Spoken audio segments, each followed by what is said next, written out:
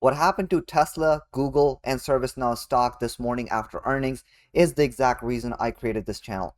I got too tired of watching inexperienced people from the sidelines give you price targets, give you bullish arguments just because they did some fundamental research using Claude or ChatGPT, and all of a sudden they're gurus of the stock market. In today's video, I'm going to break down all three of these tickers. I'm going to explain you exactly what happened, and I'm going to explain to you why these stocks were never going to move to the upside no matter what the earnings said. And if you don't believe me that we saw this coming, you can go back to my channel and watch the videos I made on Tesla and ServiceNow, and that will give you the proof. And my goal today is to give you so much value in this video that you become a subscriber for life, because that is what my channel is all about. I'm here to give you the best of the best A+ setups and help you stay away from the stocks that do not make sense when it comes to risk reward. So with that being said, let's jump on to the Tesla chart. I'm going to review a little bit of what I mentioned and why I thought the stock was going to go down. And the biggest reason is that we created this top in 2021 after the massive growth we saw post-COVID.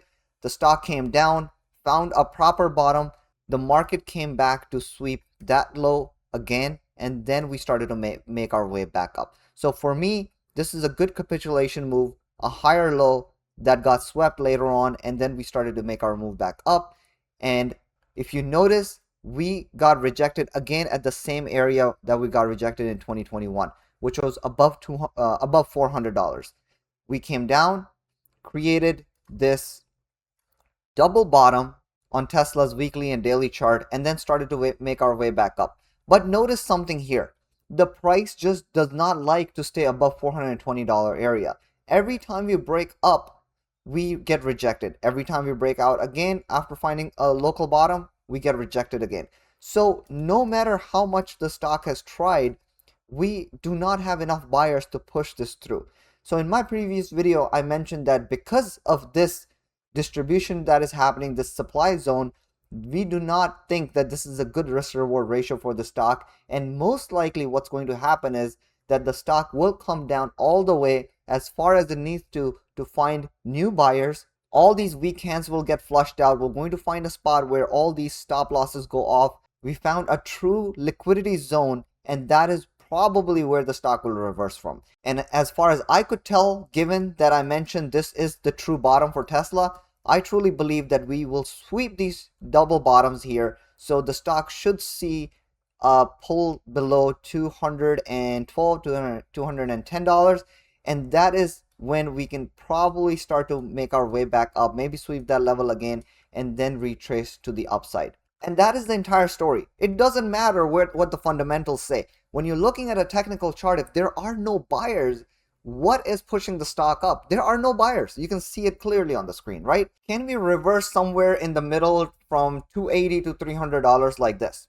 Heck yeah, of course we can do that. We can definitely pull back here and reverse, but is that the best risk reward entry? I don't believe it, because when you're trying to look for an entry on Tesla, let's say at 300, the upside is about 44% because we're right back at the supply zone, and the downside is about another 30%. And that's a trade that's not worth taking. And as innovative Tesla is, they also have a history of lying about their product launches, so the company can't be trusted on that end either.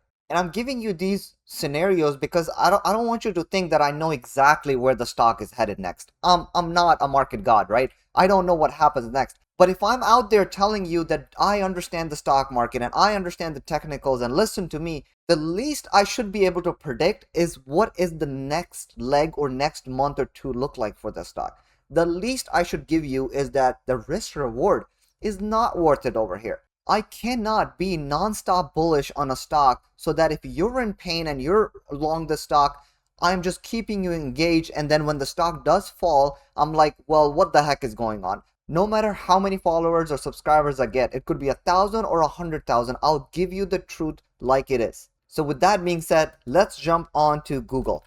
This is a stock that I did not make a video on, but I do want to go over it because I did think that we'll see a drawdown on this one as well, even though Google smashed their earnings. I mean, amazing report there, amazing cloud growth and whatnot. But what I need you to see is that, let me go to the daily chart.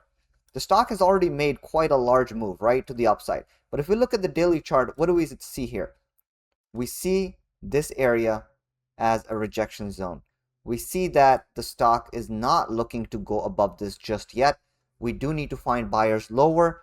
We tried to break out a few times. We even came lower, swept this level, came back up again, and then got rejected again. And if I zoom in a little bit here, notice that we little bit swept the highs from here and then got rejected again.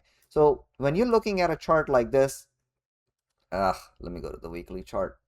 No, that is the weekly. Okay. You see two of these massive rejections on the weekly candle and the earnings are coming up. What do you think is going to happen? What are the chances, right? Another thing I wanted to show you is that we have this support line forming.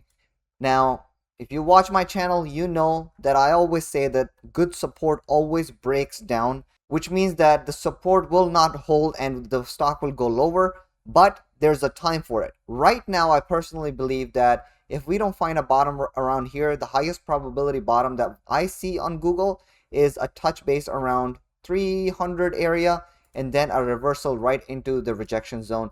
Maybe we go even higher, sweep these levels, and then reject lower, and then come back up again, and then eventually take this out and then go right back up. But these large moves, when a stock moves this fast towards a new high and doesn't look back, even with growth, they need to be digested. There needs to be a time for it. But for now, I think this might be the highest probability bounce that is coming on Google, which is around 300. So if you want to take a trade, a swing trade, this might be it. But let's go back to the earnings for a second. Why would the earnings be so great and stock be down? Even Warren Buffett is, bullish on the stock and whatnot. But it goes back to the technicals. If the chart is showing you that buyers are not willing to hold the stock here, if the chart is showing you that there's a supply coming in a particular zone, no matter what the earnings say, the stock is most likely going to reject that area. And then again, I say most likely because there are scenarios where the stock could break out to the upside, but is that a risk you're willing to take with your hard-earned money? Most people who are watching this channel are most likely a 9-to-5 employer who goes out there and works hard for their hourly rate. So the question is that stock at that price point worth your money? And that is what it comes down to. It's not about the long-term growth. If you're long Google for the long term for next 10 years, you shouldn't even be watching the chart or watching the earnings. Just park your money and leave it alone, right? So with that said, let's move on to the next one, which is the hardest one to predict in my opinion. And ServiceNow is a little near and dear to my heart because I've been watching it for a while. I've liked the company for a long time, and I know they're doing really well in terms of their fundamentals. But here's the argument I made on this stock a few days or week or two ago. I made the argument that when the stock was tanking into 105 zone, I was personally bullish. I wanted to see this flush under this key level. Let me zoom in a little bit here. Under this key level, and I thought to myself, if we can go under here, that would be a liquidity sweep of a lifetime and we can reverse back up. And I did take that trade. But then I got stopped out on the rejection. What does that show me? That shows me that the market isn't ready to take the stock back towards the highs again. And I can compare this to an AMD chart, which I did in my previous video, where the exact same setup happened. The stock swept the previous low, came back down, and then reversed right back up because that was a company that is ready to go back. But ServiceNow showed me that it's ready to play some games. So what do? I step aside and I just start analyzing the chart. The one argument that I hate that is going around on the internet is that this is an inverse head and shoulder. Left shoulder, head, and then the right shoulder. Now, in my experience, and I could be wrong here, I don't think that the right shoulders are formed after a liquidity sweep from the previous high. When I look at the volume on this chart, the volume is supposed to dry down as the head forms and as the right shoulder forms, and that is kind of in line with the inverse head and shoulder theory. But just because we swept the highs, I feel like the trap is already set and we are setting up for a leg lower. Now, why is that happening? And before I say something today, I want you to understand this stock is strong enough, the company is strong enough that we can see the reversal anytime. But I do believe there's a path for the stock to go under $70, and let me explain you why. This company, when it was going towards the upside, it was priced for perfection. We're talking about 20, 30, 40% higher than it needs to be. And right now, if we decide to not be extremely bullish SaaS companies, the fair value for this stock should be between $120 to $150. And if you want to be generous, let's say $140 to $180. So let's zoom out here a little bit and figure out, why did the stock tank so bad? We tanked because we are going through this generational shift into this agentic AI world.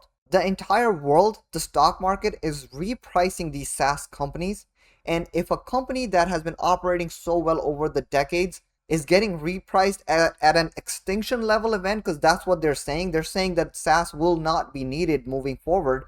In that case scenario, do you think we bottom somewhere a little bit lower than the fair value? Or do we actually go a lot lower, let the company settle in to see if they can provide newer products that help build this new agentic world? I'm willing to bet that if ServiceNow is reinventing themselves, that there is an argument to be made that the stock needs to go a lot lower, because it is not the same company that it used to be before.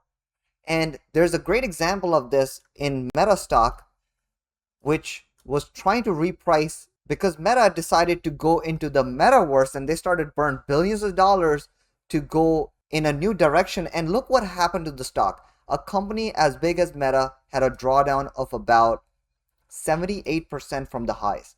If Meta went through that, what do you think are the chances that ServiceNow doesn't flush lower?